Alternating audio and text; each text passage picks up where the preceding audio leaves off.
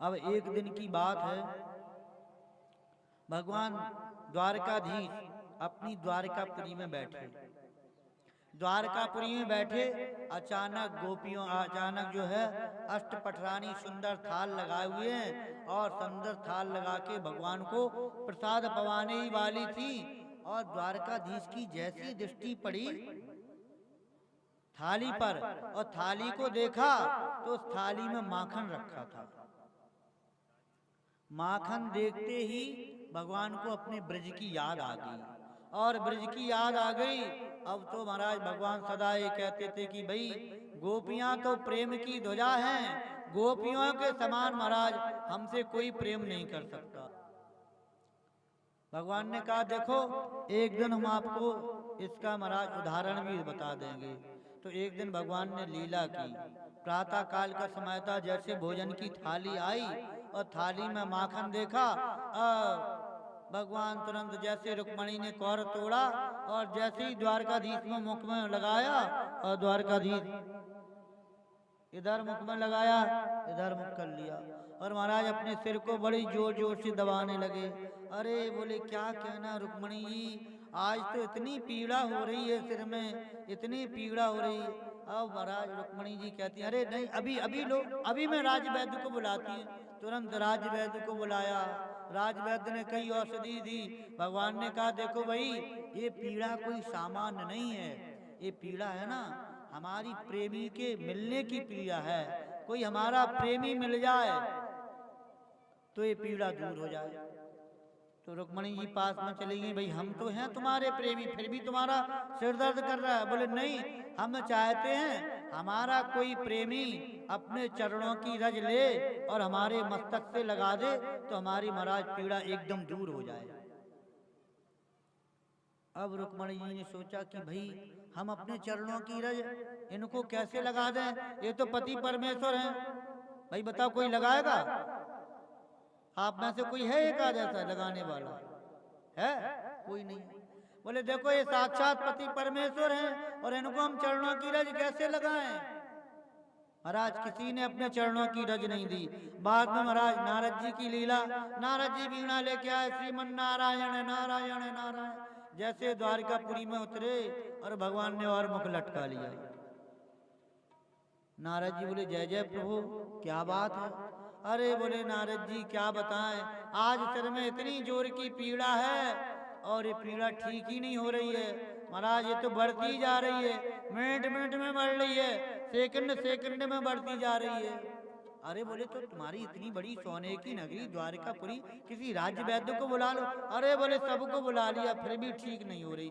बोले प्रभु आप तो सारे औषधियों को आप जानते हैं, आप ही बताओ कैसे ठीक होगी? बोले देखो ठीक तो हो जाएगी, इसकी एक ही औषधि है। बोले क्या? कहा कोई ऐसा प्रेमी हो जो अपने चरणों की रज हमारे मस्तक से लगा दे और उस प्रेमी की चरण रज को हम मस्तक से लगा लें, हृदय से लगा लें, कंठ में लगा लें और थोड़ा सा महाराज उसको धारण कर लें, थोड़ा उसका पान कर लें तो हमारे सिर के पीड़ा महाराज एकदम दूर हो जाएगी। अब वहाँ महाराज 16,100 घर में जब कोई बीमार हो जाता ना तो सब आके घेर लेते हैं। ऐसी 16,108 पटरानी सब अपने अपने महल छोड़ के भगवान के पास ही थे। नारद जी ने कहा अरे भाई रुक्मणी जी तुम तो कितना प्रेम करती हो, अपने चरणों की रज दे दो। नारद जी अरे भाई तुम जानते नहीं, इनको हम चरणों की रज कैसे दे दें? ये तो द्वारकाधीश हैं, इनको हम कैसे अपने चरणों की रज दे दें? महाराज नहीं दी। सत्यभामा से कहे अष्टपट रानियों से, अरे भाई तुम में से कोई एक तो हो। अरे बोले महाराज कितने जन्मों तो नरक में जाना पड़ेगा यदि हम अपने चरणों की रज दे दें, हम तो नहीं दे रहे। जब किसी ने नहीं दिया, बाद में भगवान ने कहा देखो नारद जी हमारे प्रेमी भक्त तो केवल ब्रज में रहते हैं, आप ब्रज में जाओ और एक बार कह देना बस इतनी। और नारद जी ने महाराज अपनी वीणा उठाई, वीणा का स्वर साधा और श्रीमन नारायण नारायण नारायण, श्रीमन नारायण नारायण नारायण, श्रीमन नारायण नारायण नारायण, श्रीमन नारायण नारायण नारायण, श्रीमन नारायण नारायण नारायण, श्रीमन नारायण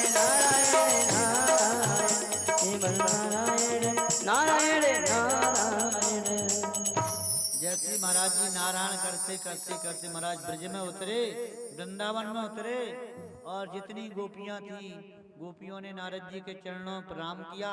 जय हो नारद जी, आप तो ब्रह्मपुत्र नारायण हैं, नारद हैं, आपके चरणों में प्रणाम हो। आपकी तो अव्याहत गति है, आप एक पल में स्वर्ग में चले जाएं महाराज। भू भुव स्व महा जना तप, सातों लोकों में आप घूमते रहते हैं, 7 लोकों में नीचे भी घूमते हैं, अतल वितल सुतल तलातल रसातल महातल पाताल, आप तो सब जगह जाते हैं। हे प्रभु नारद, आप कहाँ से पधारे? जैसे नारद जी से पूछा, नारद जी ने कहा, हे गोपियों, अभी हमारा पदार्पण द्वारिका से हो रहा है। जैसे ही द्वारका की सुनी, अब तो जितनी गोपियां थी और पास में आ गई। अरे नारद जी, हमारे श्याम सुंदर कैसे हैं, हमारे मनमोहन कैसे हैं, हमारे प्राणनाथ कैसे हैं, हमारे जीवन धन कैसे हैं? अरे वो छोटा सा कन्हैया था, हमारे घर में खूब माखन चोरी करता था, तुमने उसको देखा? आज तो बहुत बड़ा राजा है, कैसा है? अरे वो माखन चोर कैसा है, वो चित्त चोर कैसा है? देखो बचपन में छोटा सा था, जब हम पानी भरने के लिए जाते थे तो महाराज कंकड़िया मार देता, हमारी मटकी फोड़ देता। आज वो सुख से तो है, प्रसन्न से तो है, कैसा है? नारद जी बताओ तो सही। जैसे महाराज कृष्णों की झड़ी लगा दी, बोले देखो द्वारिकापुरी में जो द्वारिकाधीश हैं, तुम्हारे श्याम सुंदर हैं, उनके सिर में बड़ी जोड़ की पीड़ा है। जैसी गोपियों ने सुना कि अरे भाई पीड़ा है, पीड़ा को महाराज सुन करके ही गोपियों ने कहा कि भाई उनकी पीड़ा है, कोई दूर नहीं कर सकता। अरे बोले नहीं, बोले राज्य वैद्य को बुलाओ, द्वारिका इतनी बड़ी नगरी, बोले देखो वो पीड़ा ऐसे नहीं है। श्याम सुंदर ने स्वयं कहा है, यदि कोई उनका प्रेमी अपने चरणों की चरण रज दे दे और श्याम सुंदर उसको अपने मस्तक से लगा लें और महाराज थोड़ा मुख में डाल लें तो उनकी पीड़ा दूर हो जाएगी। जैसे ही गोपियों ने सुना और गोपियों ने अपनी अपनी चूनर ली और नीचे जमीन पर बिछा दी, यमुना जी में प्रवेश किया और महाराज अपने अपने चरणों को गीला किया, क्योंकि सूखे चरण में रज कम लगती। और महाराज गीला करके यमुना जी के किनारे आई और दोनों पैरों को महाराज मलने लगी। मल के जितनी भी गोपियां थी सबने अपने अपने चरणों को मलकर महाराज पोटरी बना दी और पोटरी बना के नारद जी को दे दिया। नारद जी से बोले, हे नारद जी जाओ ले जाओ और देखो विलंब मत करो। नारद जी खड़े खड़े कह रहे हैं, हे गोपियां तुम्हें भय नहीं है? तुम जानती नहीं वो कौन है? वो श्याम सुंदर हैं। और श्याम सुंदर ही नहीं, अखंड ब्रह्मांड नायक परात्पर परब्रह्म परमात्मा, जिनके रोम रोम प्रति लागे कोटि कोटि ब्रह्मांड, अखंड ब्रह्मांडों के अधीश्वर हैं, वो परमात्मा है, भगवान है। तुम अपने चरणों की रज दोगी, तुम्हें पाप लगेगा। गोपियां कहती नहीं नारद जी, बस वो हमारे प्यारे हैं, हमें पता नहीं कि वो श्याम सुंदर हैं, क्या हैं, परमात्मा है, भगवान है, वो होंगे अपने लिए। महाराज हम तो केवल उनसे प्रेम का नाता निभाए हुए हैं, वो हम उनसे प्रेम करते हैं, वो केवल हमारे प्रेमी हैं, बस वो कैसे प्रसन्न रहे। और तुम कह रही है चरण रज, यदि तुम हमसे अपना शीश भी मांगो तो मैं तुम्हारे लिए, उन श्याम सुंदर के लिए तुम्हें अपना शीश भी दे सकती हूँ। शीश के मोल मिले तो ले हूँ, प्रीतम के दुख सारे। और इन प्राणों की चिंता क्या, जो प्राणनाथ पर बाड़े। और हे नारद जी, तुम कह रहे हो कि तुम्हें करोड़ों जन्मों तक नरक में रहना पड़ेगा, तो हमें नरक का कोई भय नहीं, ना स्वर्ग की कोई आकांक्षा है। एक जन्म क्या कोटि जन्म हमें नरक मिल जावे, लेकिन मेरे श्याम सुंदर का रोम न दुखने पावे। हे नारद जी आप जाओ, इसी समय जाओ और इसी समय महाराज ले जाके उनके मस्तक पर चरण रज लगा देना। बोले ही देखो गोपियां, वो कितने समय हो गया तुमसे दूर हुए और तुम्हारा प्रेम कम नहीं हुआ। बोले देखो नारद, वो चाहे जितने दूर रहे हमसे, लेकिन महाराज जैसे पतिव्रता स्त्री का पति के प्रति सदा प्रेम बना रहता है, ऐसे ही हमारा ब्रजराज के चरणों में सदा प्रेम बना रहे। हम आपसे भी यही आशीर्वाद मांगते हैं, जितने तुम दूर रहो हमसे उतनी हम तुम्हारी याद करें। हे श्याम सुंदर, बस ब्रजराज से नाता जुड़ा जब है, जग की तब क्या परवाह करें, बस याद में उनकी रोते रहें, पलकों पे अश्रु प्रवाह करें। या हम चाहे जितने दुखी रहें, चाहे जितने कष्ट सहन करते रहे, वो द्वारका में है तो बने रहे, कोई बात नहीं, हम कभी उनसे मिलने नहीं जाएंगे। क्यों? क्योंकि हमारे जाने से यदि उनको कष्ट होता है तो महाराज हमारा जाना उचित नहीं।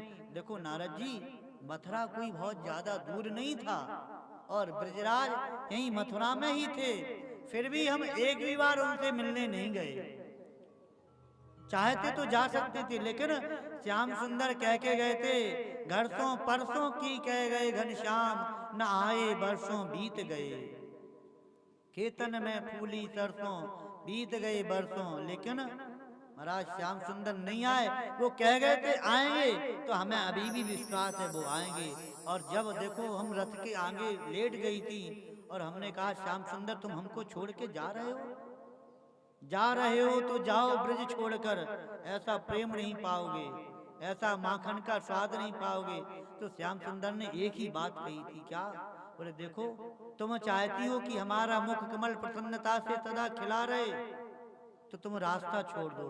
केवल हमने उनके प्रेम के लिए रास्ता छोड़ दिया था, बस हमने ब्रजराज से नाता जोड़ा है, और जब ब्रजराज से नाता जोड़ा है तो बस जग की अब कोई परवाह नहीं है। ब्रजराज से नाता जुड़ा जग है, ब्रजराज से नाता जुड़ा जब है, जग की तब क्या परवाह करें, बस याद में उनकी रोते रहें और पलकों पे अश्रु प्रवाह करें।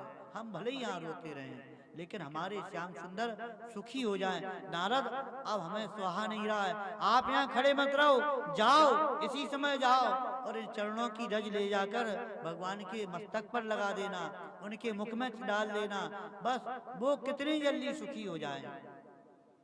नारद जी ने गोपियों के चरणों में प्रणाम किया।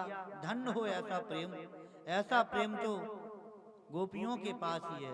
और गोपियों से कहा, गोपियों तुम धन्य हो, अखंड ब्रह्मांडाय परमात्मा भगवान के चरणों में तुम्हारी ऐसी प्रीति है।